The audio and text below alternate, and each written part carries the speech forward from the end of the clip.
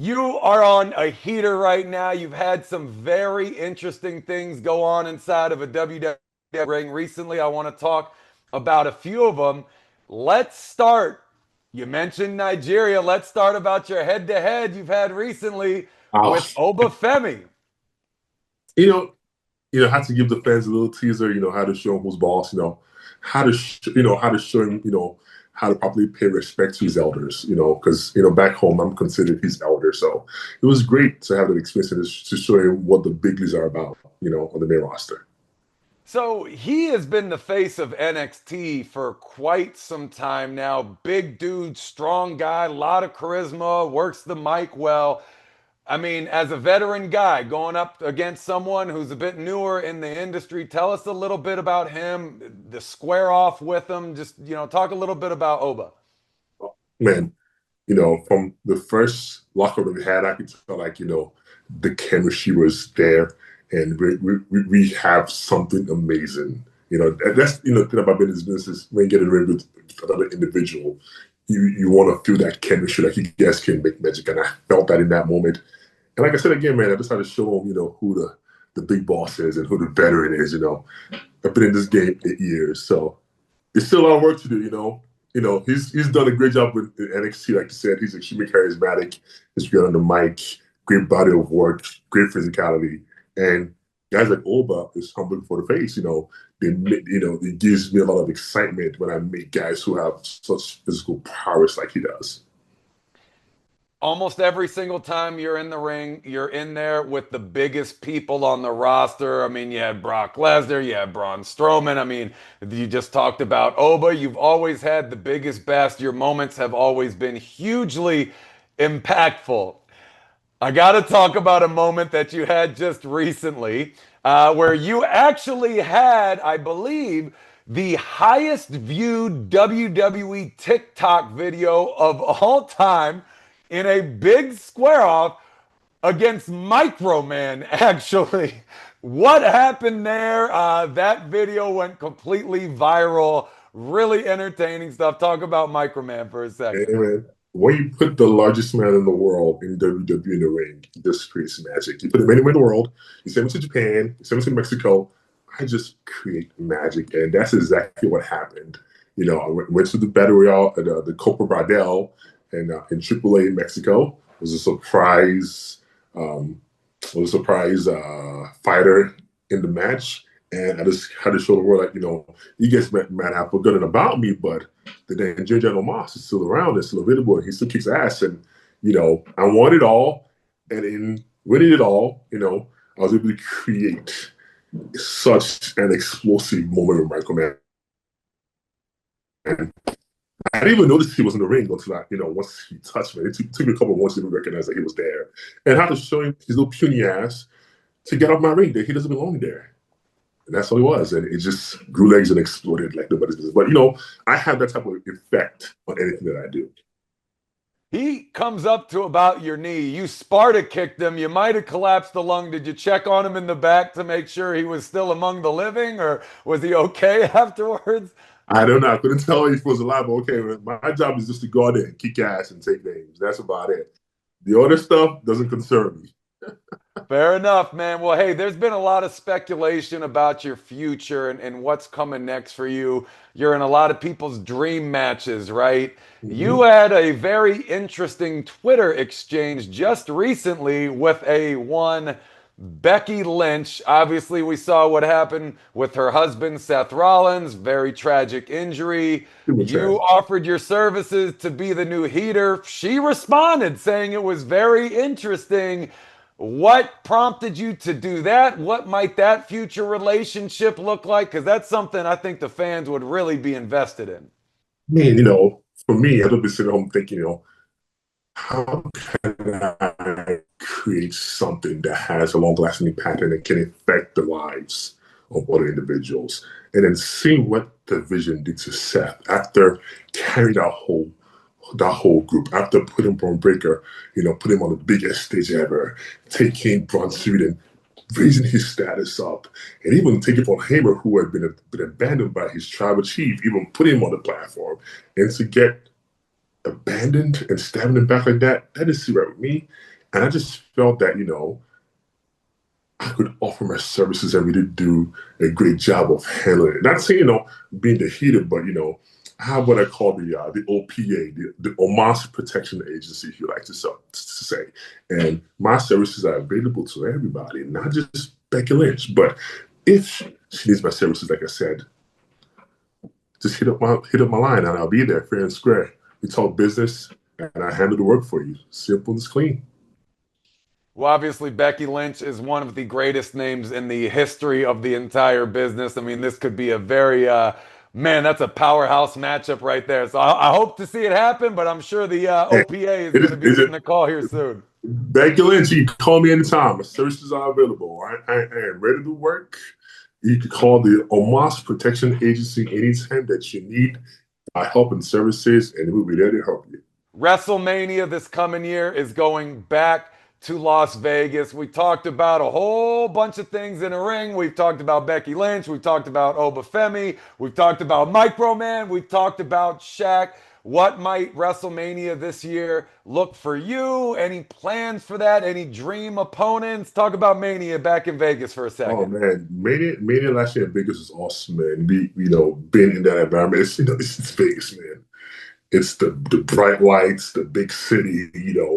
It's just a city that's extremely vibrant. And to go back there for a second time, chef's kiss. I'm excited. I'm elated to go back for WrestleMania. I'm looking forward to being on the card this year.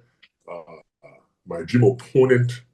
Oh man, since this is going bigger in Vegas, I'm gonna put it out there. Brock Lesnar, we need to run it back.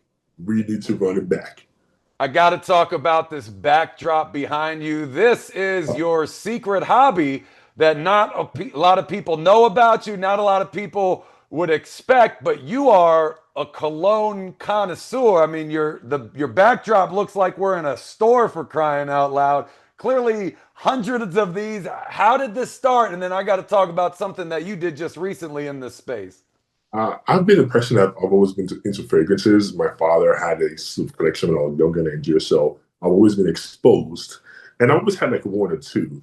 And I remember, getting called up to the main roster, and we did a trip to Saudi Arabia. It was one of the first trips we did after the pandemic. And in the hotel that we stayed at, they had a fragrance store, like a local shop. And they had this thing called in the middle, it's called Bakur. It's where they burn like a certain type of wood, and it creates a fragrance in the air, almost sort of like incense. And I had never experienced that in my entire life until that very moment. And I don't know what happened. It just put me in the trends.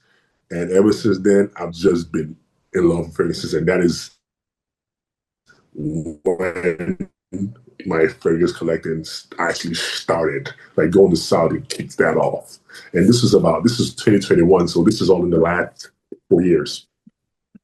Wow, that is pretty wild. And hey, just last week, we Yeah. got to talk about this. You just released your own cologne product right here, the Giant Connoisseur. I mean, we've seen Shaq put out a cologne very recently. Bruce Buffer has one. Now the Giant Omos. What can we expect from this product? Because I have it and it smells fantastic. I'm trying to detect notes in here, but I'm not a connoisseur like you. I mean, to be honest, this is a fragrance that I've been working on for the last 8 months to a year, and it's one that I actually put my heart into. And I want to give a huge shout out to my wife because, as you can tell, I have a ton of fragrances, but she hates about 80% of them. She really likes about 20. So, having an input and having her taste was extremely important in this process. Something extremely special and extremely unique. This is an ambery woody fragrance. It's especially for the weather that we're going into right now. This is sort of like the fall cooler weather. This is just fantastic to wear during this time of the year. This is I call this is an ambery woody gourmand, which means it's slightly sweet. It has woody notes, some hints of vanilla, and they have a new molecule that was created by the company the perfume company in Mon created a new molecule called Jovial Essence, where they were able to extract the pink pepper oils naturally, but still get the full fragrance effect by doing it that way. And it's the they ever used this in this fragrance, and it just came out fantastic. So if you're looking for something for date night to make a great first impression, this is the fragrance to get. And by the way, it is called Ibere, which is Yoruba, which is my mother tongue, and it means the beginning.